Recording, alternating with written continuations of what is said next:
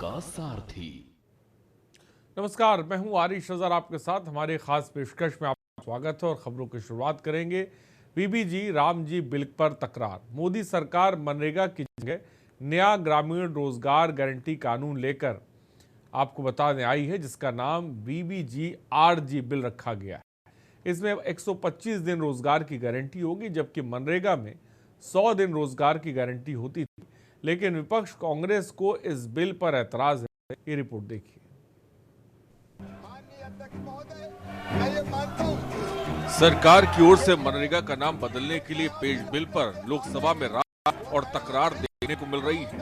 केंद्रीय मंत्री शिवराज सिंह चौहान बिल का बचाव करते दिख रहे हैं। शिवराज सिंह चौहान ने सदन में कहा कि मुझे विकसित भारत गारंटी फॉर रोजगार एंड आजीविका मिशन यानी BBGRAM जी बिल 2025 को स्थापित करने की अनुमति दी जाए। शिवराज ने कहा कि महात्मा गांधी और पंडित दीनदयाल जी का संकल्प था कि जो सबसे नीचे है उसका कल्याण सबसे किया जाए। सरकार गांधी जी और पंडित दीनदयाल उपाध्याय की भावनाओं के अनुसार कई जन कल्याणकारी योजनाएं चला रही है। हम रोजगार गारंटी योजना के तहत हम 100 दिन की जगह 125 दिन के रोजगार की गारंटी दे रहे हैं। शिवराज ने कहा कि कांग्रेस ने जवाहर रोजगार योजना का नाम बदला था, तो क्या इससे जवाहरलाल का अपमान हो गया? माननीय अध्यक्ष महोदय, मैं ये मानता हूँ कि ये जो नया बिल हम लेके आ रहे हैं, वो नया बिल गांव का संपूर्ण विकास करेगा। शरद पवार जी, माननीय अध्यक्ष महोदय, जब केंद्रीय कृषि मंत्री थे तब उन्होंने ही ये कहा था कि कृषि कार्यों के लिए, मनरेगा के काम के लिए मजदूर नहीं मिलते। हमने तो शरद पवार जी की उस चिंता का भी समाधान करने का प्रयास किया है और इसलिए मैं विस्तार से जब इस बिल पर चर्चा होगी तब अपनी बात कहूंगा। लेकिन मैं फिर दोहरा रहा हूं कि बापू हमारे दिलों में बसते हैं, उनका हम पूरा सम्मान करते हैं और बापू ही कहते थे राम राज, राम हमारे रोम रोम में रमे हैं, राम हमारी हर सांस में बसे हैं। आपको बता दें कि कांग्रेस नेतृत्व वाली यूपीए सरकार में शुरू हुआ महात्मा गांधी राष्ट्रीय ग्रामीण रोजगार गारंटी अधिनियम का अब नाम बदल रहा है। मोदी सरकार ने मनरेगा का नाम बदलकर अब विकसित भारत रोजगार और आजीविका मिशन यानी बीबीजी रामजी बिल करने की मंजूरी दी है। मोदी सरकार का दावा है कि ये नया कानून विकसित भारत 2047 के सपने पूरा करने वाले एक आधुनिक ढांचा होगा। वे विपक्ष ने इस बिल को स्थायी समिति को भेजने की मांग की है।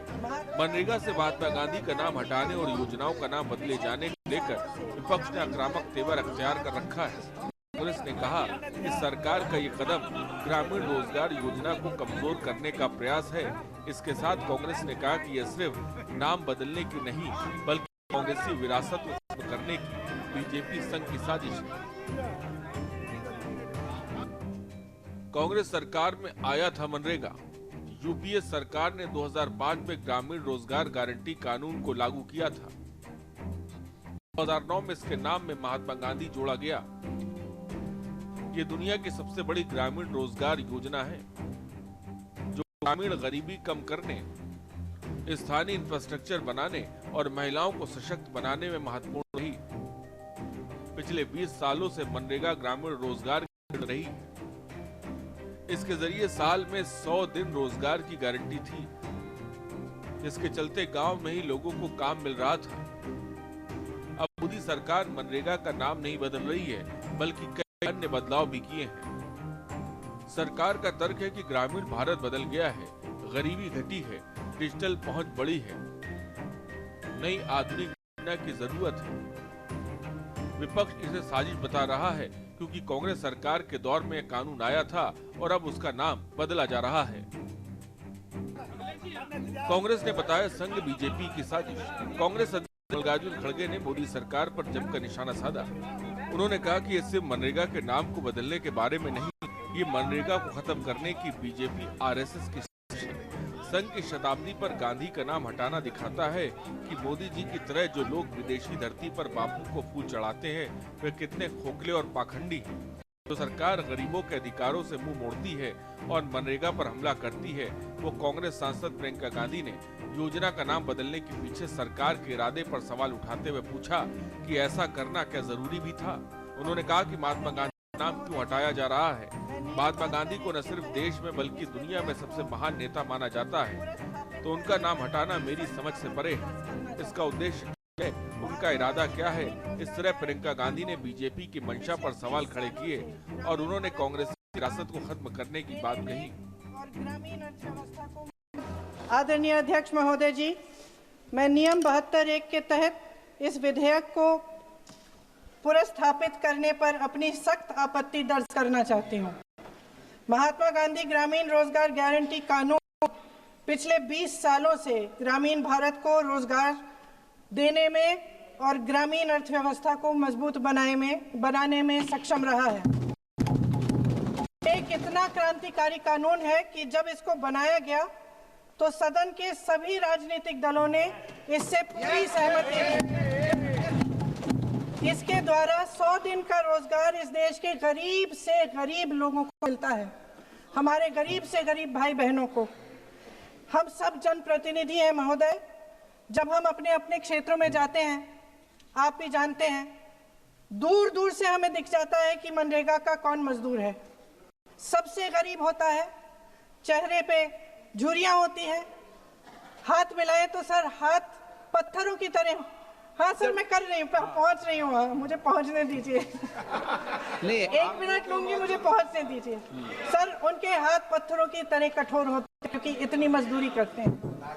तो सर, मेरा जो इस बिल पर ऑब्जेक्शन है, सर, ये जो कानून है, इसके तहत हमारे गरीब भाई बहनों को जो रोजगार की कानूनी गारंटी मिलती है, जो अधिकार मिलता है, वह इस योजना में मांग के आधार पर संचालित होता है। मतलब जहां जहां रोजगार की मांग है, वहां इस योजना द्वारा 100 दिनों का रोजगार अनिवार्य है, देना अनिवार्य है। इसके साथ साथ केंद्र से इसके लिए जो पूंजी जाती है, वो भी मांग पर आधारित होती है। यानी कि इस योजना के लिए जितने पैसे जहां भेजने हैं,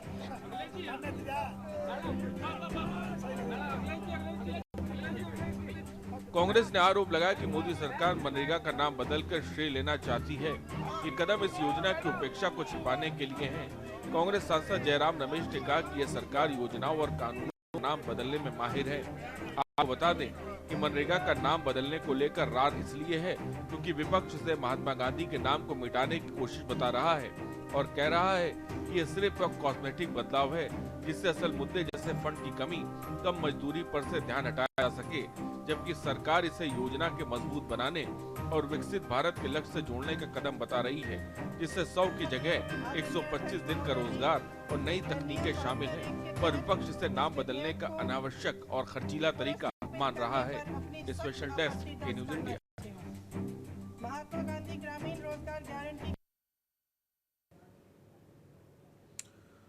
और आगे बढ़ते हैं। नेशनल हेराल्ड केस गांधी परिवार को राहत। नेशनल हेराल्ड केस में गांधी परिवार को कोर्ट से बड़ी राहत मिली है। केस से जुड़े मनी लॉन्ड्रिंग मामले में कांग्रेस नेता सोनिया गांधी, राहुल गांधी और अन्य के खिलाफ प्रवर्तन निदेशालय द्वारा दायर चार्जशीट का संज्ञान लेने से इनकार कर दिया गया।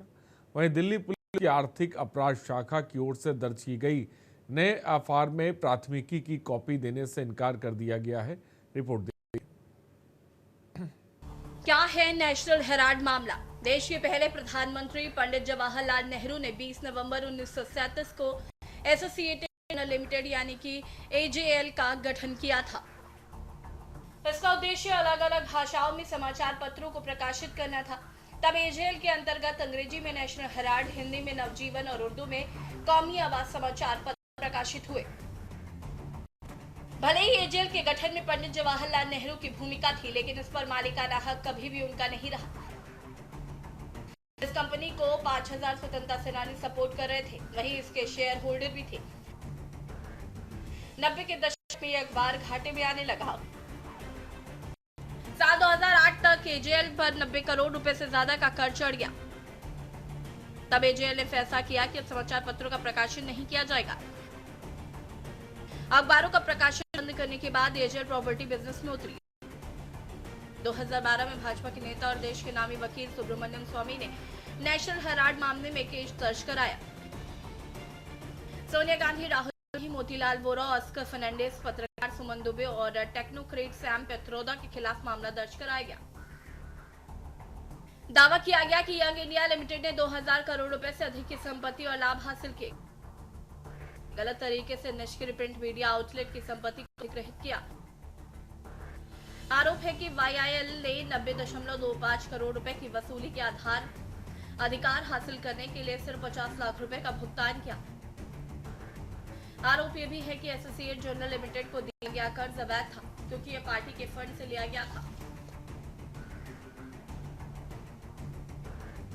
दिल्ली की एक अदालत ने national Herald money laundering case में कांग्रेस सांसद राहुल गांधी, कांग्रेस संसदीय दल के अध्यक्ष सोनिया गांधी और 5 अन्य के खिलाफ संज्ञान लेने से इनकार कर दिया है। कोर्ट ने प्रवर्तन निदेशालय की शिकायत खारिज कर दी है। बता दें कि कोर्ट ने ईडी को अपनी जांच जारी रखने की अनुमति दे दी है। स्पष्ट किया है कि आगे की जांच के लिए ईडी को स्वतंत्रता है।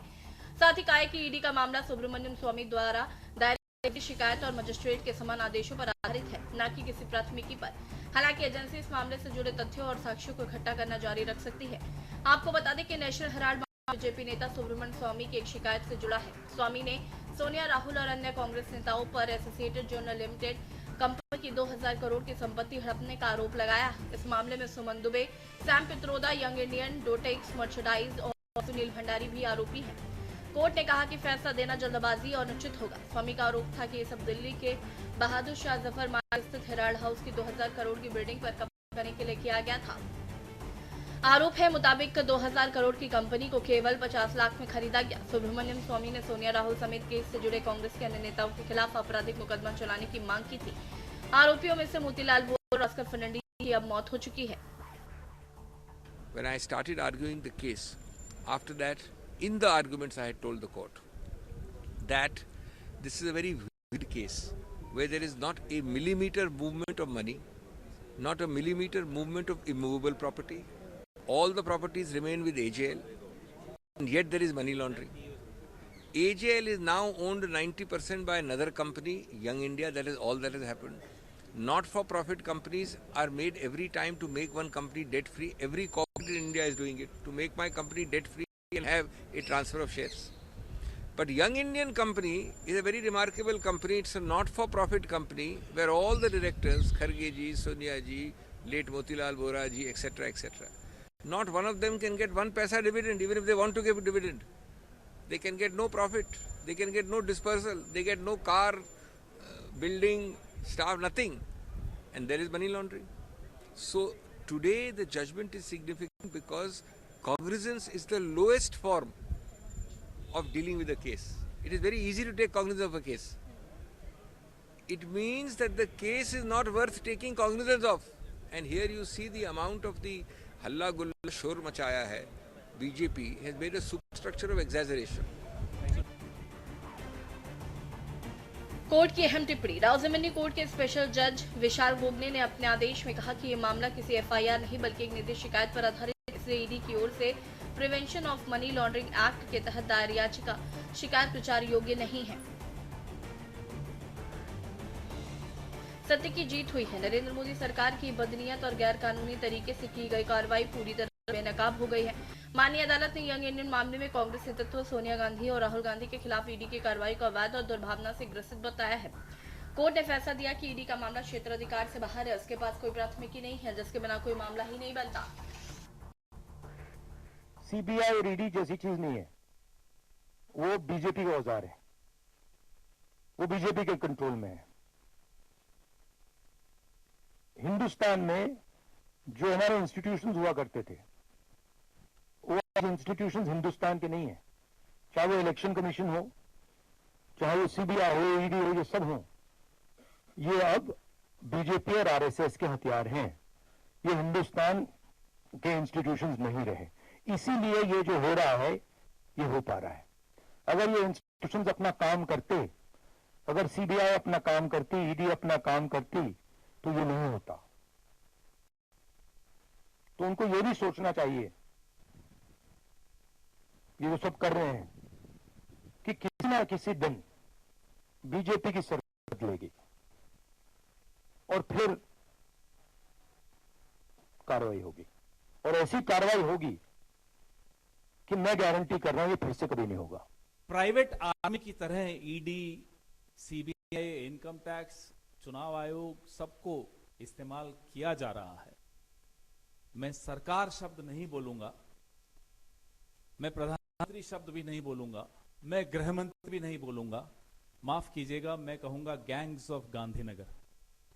ये गैंग्स ऑफ गांधीनगर जिस तरह से हमारी एजेंसीज का दुरुपयोग करता है, आज वो बेनकाब हो गया, आज उस पोल खुल गई। रोज एवेन्यू की एक अदालत ने नेशनल हेरल्ड, जो पिछले 12 साल से आप लोग रोज सुनते हैं लगभग,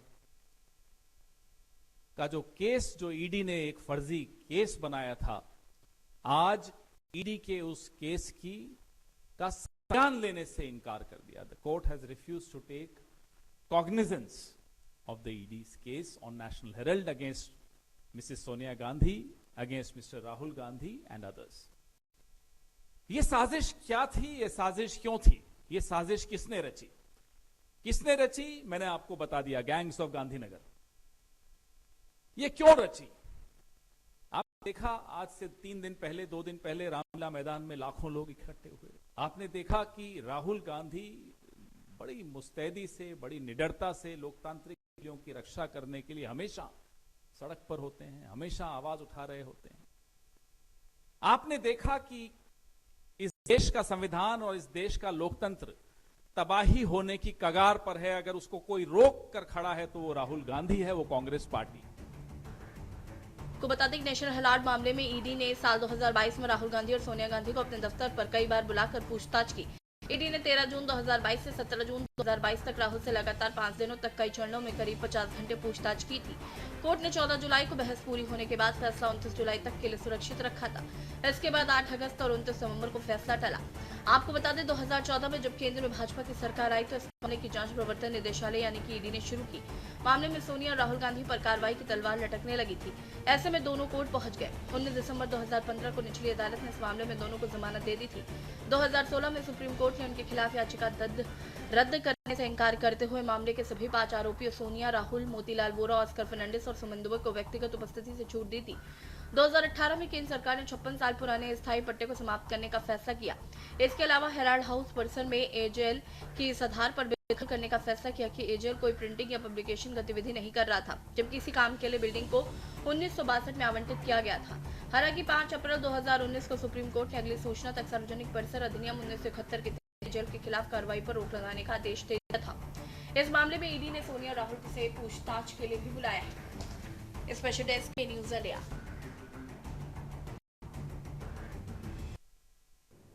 और यहाँ पर रुकते छोटे से ब्रेक के लिए, ब्रेक के उस पार खबर आपको बताएंगे लूथरा बंधुओं का प्रत्यर्पण।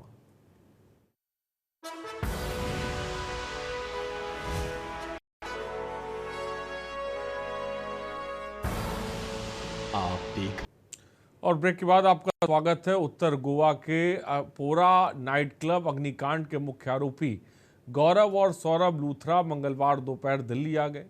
इसके बाद गोवा पुलिस ने लूथरा बंधुओं को अपने हिरासत में ले लिया, जहां दोनों आरोपियों से पुलिस पूछताछ कर रही है। ये रिपोर्ट देखिए। उत्तर गोवा के अरपोरा नाइट क्लब अग्निकांड मामले में आखिरकार मुख्य आरोपी गौरव और सौरभ लूथरा मंगलवार दिल्ली लाए गए। गोवा पुलिस ने दोनों भाइयों को हिरासत में लेकर पूछताछ की। जांच एजेंसियों का आरोप है कि नाइट क्लब जरूरी फायर सेफ्टी नियमों का पालन किए बिना चलाया जा रहा था, जिससे हादसा इतना बड़ा हो गया। इस मामले में गौरव लूथरा और सौरभ लूथरा के खिलाफ गैर इरादतन हत्या और लापरवाही का केस दर्ज किया गया है। आपको बता दें कि गोवा के नाइट क्लब में हुए अग्निकांड मामले में 25 लोगों की जान गई थी, जिसने पूरे देश को झकझोर दिया था। ऐसे में लूथरा बंधुओं को 10 दिनों बाद भारत लाना पीड़ितों के परिजनों के लिए बड़ी राहत की खबर है। इससे पहले मामले में अधिकारियों ने सोमवार को साफ किया था कि गोवा पुलिस थाईलैंड नहीं जा रही है, बल्कि दिल्ली में ही केंद्रीय एजेंसियों से लूथरा बंधुओं की कस्टडी ली जाएगी। इसके लिए गोवा पुलिस की एक टीम सोमवार देर रात दिल्ली पहुंची। कस्टडी के बाद सौरभ लूथरा और गौरव लूथरा को गोवा लेकर जाने की बात सामने आ रही है। बुधवार को लूथरा बंधुओं को गोवा पुलिस मापुसा अदालत में पेश कर सकती है। गौरतलब है कि भारत और थाईलैंड के बीच 2013 में प्रत्यर्पण संधि हुई थी, जो 2015 से लागू है। इसके तहत लूथरा बंधुओं का प्रत्यर्पण संभव हो सका। इससे पहले 11 दिसंबर को उन्हें थाईलैंड के फुकेट में हिरासत में लिया गया। इसके बाद भारतीय दूतावास ने थाई अधिकारियों के साथ समन्वय किया। भारत सरकार ने दोनों के पासपोर्ट रद्द कर दिए और उनकी भूमिका से जुड़े एक डोजियर थाईलैंड को सौंपा, जिसके बाद डिपोर्टेशन की प्रक्रिया पूरी हुई। आरोपियों के खिलाफ इंटरपोल ब्लू कॉर्नर नोटिस भी जारी किया गया था। इस मामले में गोवा पुलिस अब तक नाइट क्लब के 5 मैनेजर और कर्मचारियों को गिरफ्तार कर चुकी है और जांच आगे बढ़ने पर और गिरफ्तारियां हो सकती हैं। इस बीच बॉम्बे हाईकोर्ट ने सोमवार को नाइट क्लब के खिलाफ दायर एक सिविल केस को जनहित याचिका में बदल दिया। कोर्ट ने टिप्पणी करते हुए कहा कि इस हादसे के लिए किसी न किसी को जिम्मेदार ठहराया जाना चाहिए। स्पेशल डेस्क के न्यूज इंडिया। और आगे बढ़ते हैं। यमुना एक्सप्रेसवे पर मथुरा में घने कोहरे के कारण दर्दनाक हादसा हुआ। एक के बाद एक 7 बसें और 3 कारें टकरा गई। टक्कर लगने के बाद इन वाहनों में भयंकर आग लग गई। इस हादसे में अब तक 13 लोगों की मौत की पुष्टि हुई है। 100 लोग घायल हुए हैं। रिपोर्ट देखिए। मथुरा में यमुना एक्सप्रेसवे पर मंगलवार तड़के घने कोहरे ने कहर बरपा दिया। करीब 3:30 बजे बलदेव थाना क्षेत्र में 127 किलोमीटर माइलस्टोन के पास हुए भीषण सड़क हादसे में 13 लोगों की मौत की खबर है, जबकि 100 से अधिक यात्री घायल हुए हैं। बताया जा रहा है कि 4 शवों की पहचान हो गई। अन्य की शिनाख्त के लिए टीम जुटी हुई है। 17 बाघ के कंकाल और जले हुए टुकड़े लाए गए हैं। प्रत्यक्षदर्शियों के मुताबिक घटना के समय दृश्यता लगभग शून्य थी। कोहरे के चलते एक के बाद एक 7 बसें और 3 कारें आपस में टकरा गई। टक्कर इतनी भीषण कि कई वाहनों में धमाके के साथ आग लग गई। आग की लपटें उठते ही बसों में सवार यात्रियों में चीख पुकार मच गई। दुर्भाग्यपूर्ण घटना हुई थी जो यमुना एक्सप्रेसवे पे 8 बसेस और 3 छोटे वाहन दुर्घटनाग्रस्त हुए थे। उनमें आग लग गई थी। इसमें मौके से कुछ लोगों को रेस्क्यू किया गया था। कुछ डेड बॉडीज मॉर्चरी के लिए भेजी गई थी और क्योंकि आग लगने के कारण वहाँ से जो भी मलबा मिला था या और जो रिमेन्स मिले थे उन सबको यहाँ मॉर्चरी भेजा गया था। अभी डॉक्टर्स की टीम द्वारा जो प्रारंभिक उसका परीक्षण किया गया है, तो अभी 13 लोगों की मृत्यु होना प्रकाश में आया है। जो दुर्भाग्यपूर्ण दुर्घटना सवेरे हुई है यमुना एक्सप्रेस वे पे, उसमें जो अभी पूरा मेडिकल परीक्षण प्रारंभिक किया गया सीएमओ के द्वारा, उसमें 13 लोगों के असामयिक मृत्यु की जानकारी हुई है और बाकी जो घायल हैं उनका प्रॉपर इलाज किया जा रहा है और 2 लोगों को रेफर किया गया है आगरा मेडिकल कॉलेज, वो भी खतरे से बाहर हैं। बट कुछ जैसे सौसैया हॉस्पिटल में भी हमने अलग से भी डॉक्टर्स बुलवाए, कुछ प्राइवेट डॉक्टर्स भी वहां लगाए गए हैं ताकि जो घायल हैं उनका अच्छा इलाज हो सके। जिला अस्पताल में आप लोग स्वयं गए थे, हम लोग भी गए थे, सब घायलों से बात किया गया है, वहां भी उनकी पूरी व्यवस्था की जा रही है। हादसे की सूचना मिलते ही पुलिस, दमकल विभाग और यमुना एक्सप्रेसवे में प्राधिकरण की टीम मौके पर पहुंची। काफी मशक्कत के बाद आग पर काबू पाया गया और घायलों को वाहनों से बाहर निकाला गया। घायलों को जिला अस्पताल मथुरा, 100 शैय्या अस्पताल वृंदावन में भर्ती कराया गया है, जबकि गंभीर से घायलों को SN medical college Agra refer किया गया। 38 लोग जिला अस्पताल में भर्ती हैं, जिनका उपचार चल रहा है। 39 बलदेव सीएससी पर भर्ती बताए जाते हैं। बता दें कि 7 बसों और 3 कारों में आग इतनी भयानक थी कि कई लोगों को बचने का मौका ही नहीं मिला। हादसे के बाद बसों में कंकाल, खोपड़ियां और जली लाशें निकाली गई। देखने वालों का कलेजा कांप गया। आग इतनी भयानक थी कि एक्सप्रेसवे पर सफेद पट्टी तक पूरी तरह से पिघल कर मिट गई। यमुना एक्सप्रेसवे पर यहाँ बलदेव थाना क्षेत्र में 127 मील पे आज सुबह लगभग 4:30 बजे के करीब विजिबिलिटी लो होने के कारण आप जैसा देख सकते हैं अभी भी यहाँ गहरा कोहरा है।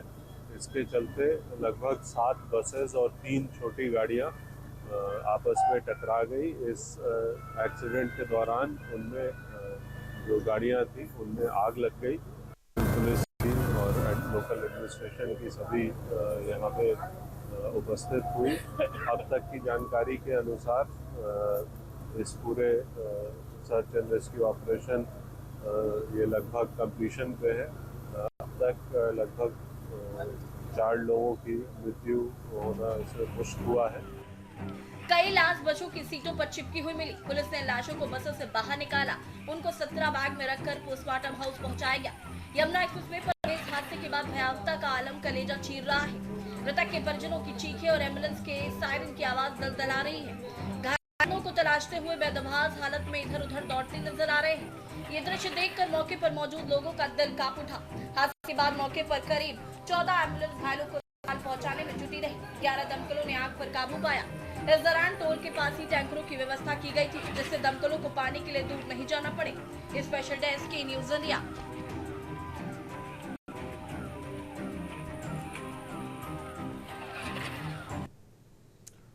और आगे बढ़ते हैं। श्री बांके बिहारी जी के बाल भोग पर सफाई। मथुरा के विश्व प्रसिद्ध ठाकुर श्री बांके बिहारी मंदिर में बाल भोग सेवा को लेकर चल रहे विवाद और उस पर मैनेजमेंट कमेटी की सफाई से मामला शांत नहीं हुआ है। भक्तों में नाराजगी है, वो असलियत जानना चाहते हैं। ये रिपोर्ट देखिए। मथुरा में ठाकुर श्री बांके बिहारी जी के बाल भोग को लेकर मची तकरार पर मंदिर हाई पावर्ड मैनेजमेंट कमेटी का गठन आया है।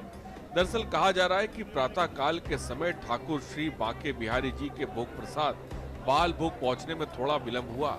बता दें कि ठाकुर श्री बांके बिहारी जी मंदिर high powered management committee Vrindavan Mathura 4 नामित गोस्वामियों द्वारा हलवाई मयंक अग्रवाल को नियुक्त किया गया था। हलवाई मयंक अग्रवाल का कहना है कि ठाकुर श्री बांके बिहारी जी के भोग प्रसाद बनाने वाले मुख्य कारीगर की धर्मपत्नी की तबीयत अचानक खराब हो गई थी। जैसे ही इसकी जानकारी कारीगर को लगी, वह तुरंत रास्ते से ही वापस चला गया और अपनी धर्मपत्नी को डॉक्टर को दिखाकर तुरंत वापस भोग प्रसाद बनाने की सेवा में लग गया। इस कारण ठाकुर जी का भोग प्रसाद पहुंचने में कुछ विलंब हुआ। बता दें कि मंदिर प्रबंधक मुनीश शर्मा द्वारा हलवाई ठेकेदार मयंक अग्रवाल का वीडियो जारी किया गया है। अग्रवाल है, मैं यही वृंदावन बिहारी जी गली का रहने वाला हूँ। मेरे को हाई पावर कमेटी द्वारा मंदिर ने ठाकुर जी की भोगराग बनाने की सेवा का अवसर प्रदान किया था, जो कि नियमित रूप से चल रहा था। कल किसी कारणवश वो थोड़ा सा विलम्ब हुआ। वो क्यों हुआ? इसलिए हुआ क्योंकि कल जो मेरा हेड कारीगर है उसकी वाइफ की तबीयत खराब हो गई थी, तो वो रास्ते में से ही वापस लौट गया था अपने घर। बाकी के जो लोग थे वो मंदिर में आ चुके थे, लेकिन जो हेड कारीगर था वो नहीं पहुंचा था। इस वजह से वो थोड़ा सा लेट हुआ। वैसे मेरे को सारे मेरे 3 पीढ़ियों से मेरे घर के जो पूर्वज हैं वो ठाकुर जी की सेवा कर रहे हैं। बता दें कि मीडिया में खबर थी कि वृंदावन की श्री बांके बिहारी मंदिर में हलवाई को सैलरी न मिलने के कारण पहली बार ठाकुर जी का बाल और शयन भोग नहीं लगाया गया, जिससे वर्षों पुरानी परंपरा टूट गई। लाखों श्रद्धालुओं के बीच ठाकुर जी बिना भोग के दर्शन में विराजमान रहे। गोस्वामियों ने नाराजगी जाहिर की, जबकि हाई पावर कमेटी ने मुक्तान के आदेश देकर स्थिति संभालने की बात कही थी। स्पेशल डेस्क के न्यूज इंडिया। चलिए, खास पेशकश में इतना ही। बने रहिए हमारे साथ। नमस्कार।